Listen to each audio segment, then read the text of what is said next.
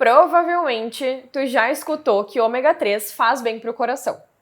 Talvez algum profissional de saúde tenha te recomendado, talvez tu tenha feito uso por conta própria, ou talvez tenha visto algum influenciador falando que todo mundo precisa fazer essa suplementação. Mas será que suplementar o ômega 3 realmente protege o coração? Bem-vindos ao primeiro episódio de uma série de 4 episódios sobre ômega 3 e saúde. Hoje a gente começa falando sobre a suplementação de ômega 3 e saúde cardiovascular. E a ideia de que o ômega 3 seria protetor ao coração vem de décadas atrás, quando pesquisadores observaram que o consumo elevado de peixes em determinada região parecia ter um efeito cardioprotetor para aquela população específica. E foi aí que começou toda a construção em torno do ômega 3. Essa hipótese atravessou décadas. Virou marketing, virou hábito e virou um dos suplementos mais vendidos do planeta. O resultado, milhares de pessoas consumindo diariamente o óleo de peixe, pensando que estão protegendo seu coração.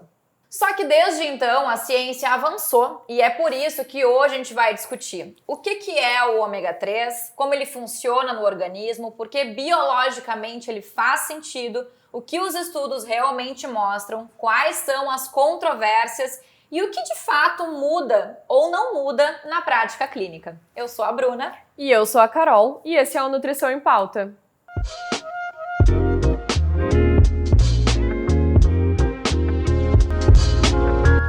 Antes de tudo, vamos alinhar o básico. Quando as pessoas falam sobre o ômega 3, parece que elas estão falando de uma única substância. Mas, na verdade, o ômega 3 é uma família de ácidos graxos poliinsaturados. E quando a gente fala de ácidos graxos poliinsaturados da série ômega 3, aqueles que principalmente aparecem no sentido de saúde cardiovascular são 3.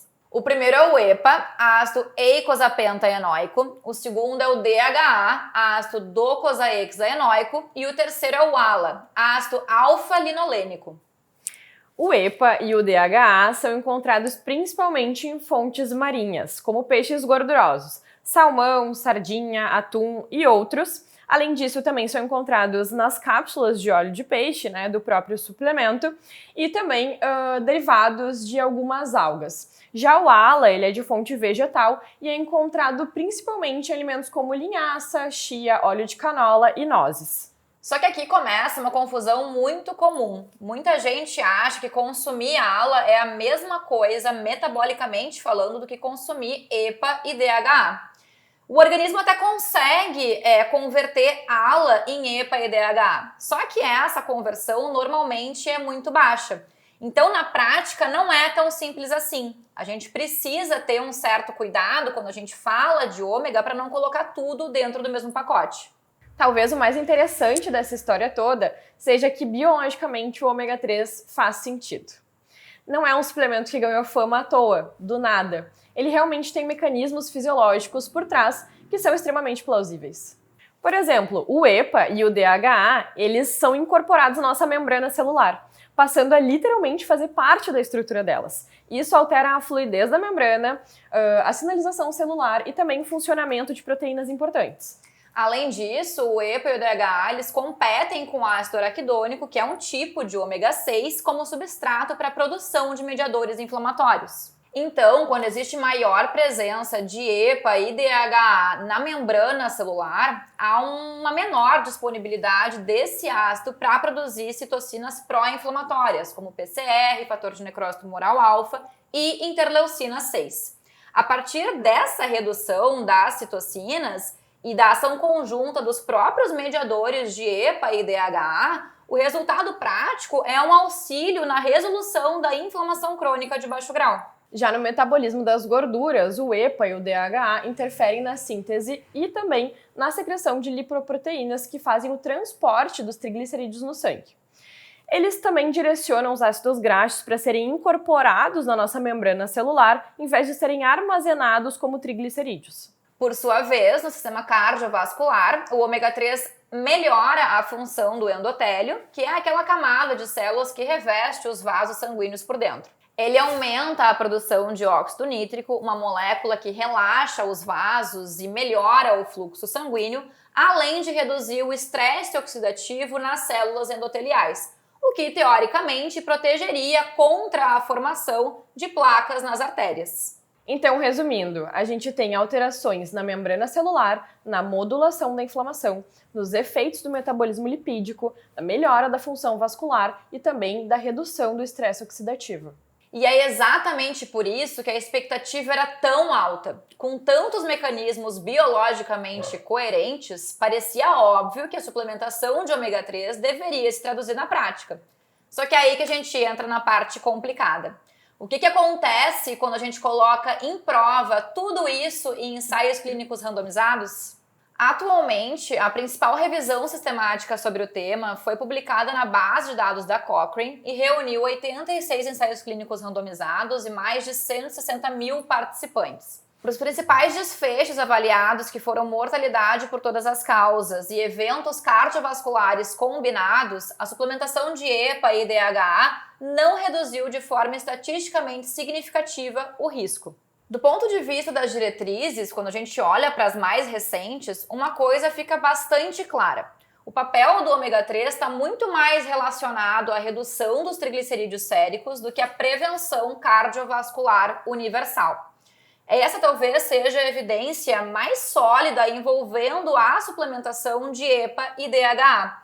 A literatura mostra uma redução média de aproximadamente uns 15%, com relação dose dependente e alta certeza de evidência. A Diretriz Brasileira de Dislipidemias e Prevenção da Aterosclerose, publicada em 2025 pela Sociedade Brasileira de Cardiologia, reconhece que o EPA e o DHA reduzem os níveis séricos de triglicerídeos na corrente sanguínea de forma consistente. E é por isso que o ômega 3 aparece como um meio de tratamento, principalmente para aqueles pacientes que têm hipertrigliceridemia, especialmente para casos mais graves, em que a preocupação não é só cardiovascular, mas também de risco de pancreatite. A diretriz destaca que doses entre 2 e 4 gramas por dia de EPA e DHA podem reduzir os triglicerídeos de forma importante. Mas eles também deixam claro que esses benefícios evidenciados não são iguais para todas as formulações. E é aí que entram 2 estudos que marcaram uma discussão. O primeiro desses estudos foi o REDUCE-IT, que foi um estudo publicado em 2019, que utilizou 4 gramas por dia de EPA purificado em pacientes de alto risco cardiovascular já em uso de estatinas e com triglicerídeos elevados. E os resultados chamaram muita atenção. Houve uma redução de aproximadamente 25% nos eventos cardiovasculares estudados. E o resultado foi tão expressivo que mudou completamente a discussão sobre o ômega 3 naquela época. Inclusive, a própria diretriz brasileira reconhece o REDUCE-IT como o principal estudo positivo dessa área. Mas aí entra um contraste bastante interessante, porque a diretriz americana mais recente sobre manejo de dislipidemias, publicada em 2026, foi ainda mais conservadora. Ela afirma que suplementos alimentares não devem ser utilizados para reduzir o colesterol LDL, os triglicerídeos ou o risco cardiovascular devido a uma ausência de benefício clínico consistente demonstrado nos estudos. E ainda ressalta que o consumo de óleo de peixe pode trazer efeitos adversos, como um aumento no colesterol LDL e um risco aumentado para a fibrilação atrial, principalmente em doses mais elevadas. E uma das razões para essa cautela é justamente a discussão metodológica envolvendo o REDUCE-IT. Porque o grupo controle recebeu óleo mineral como placebo. E o placebo, teoricamente, deve ser uma substância biologicamente inerte. Mas existe uma preocupação importante de que o óleo mineral utilizado possa não ter sido tão neutro assim. Algumas análises sugerem que ela pode ter aumentado o LDL, possa ter alterado marcadores inflamatórios e até interferido na absorção de medicamentos. Só que se isso realmente aconteceu, surge um problema metodológico bastante importante. Porque parte da diferença observada entre os grupos poderia refletir, na verdade, um prejuízo, um dano causado ao grupo controle e não necessariamente um benefício cardiovascular tão grande promovido pelo EPA. Isso significa que interpretar os resultados desse estudo exige cautela. principalmente quando a gente tenta extrapolar isso para outras formulações de ômega 3 ou para suplementos convencionais vendidos comercialmente. E talvez essa seja a principal mensagem das diretrizes atuais. O efeito de redução dos triglicerídeos parece consistente, mas ele reduzir os triglicerídeos não significa que ele vai diminuir também proporcionalmente os eventos cardiovasculares. Essa cadeia causal ainda não foi bem evidenciada. O benefício cardiovascular, ele ainda depende da dose, do contexto, da formulação e da qualidade da evidência disponível. Mas então, será que a suplementação de ômega 3 realmente protege o coração?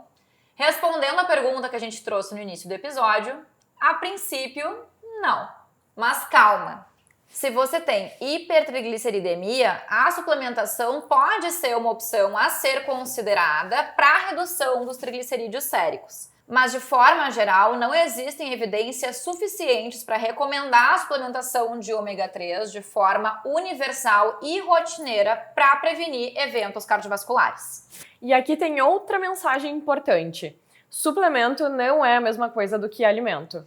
O consumo regular de peixe, principalmente aqueles mais gordurosos, como a Carol já comentou, pelo menos 2 vezes por semana, dentro de um padrão alimentar saudável, é sim uma recomendação bastante interessante, suportada por diretrizes, principalmente dentro de padrões alimentares como o Mediterrâneo. Mas isso não significa automaticamente que um nutriente isolado em cápsula reproduz os mesmos efeitos do que um alimento. Geralmente, os suplementos alimentares são vendidos como uma solução universal. Mas a ideia desse episódio é trazer que, na nutrição, nenhuma resposta é simples. Tudo vai depender de individualização, contexto, indicação clínica, evidências de qualidade para embasar uma recomendação. E para quem já toma ômega 3, não existe motivo para desespero, mas talvez exista motivo para se fazer uma pergunta simples. Por que de fato eu estou tomando ômega 3? Qual é a indicação no meu caso? Se esse episódio te ajudou a entender um pouco melhor sobre esse tema, compartilha com alguém que toma ômega 3 e não sabe exatamente o porquê. E segue Nutrição em Pauta no YouTube, no Spotify e no Instagram. Nos próximos episódios, a gente ainda vai falar um pouquinho sobre o ômega 3 e seus efeitos na saúde e o que de fato a ciência sustenta. Até o próximo!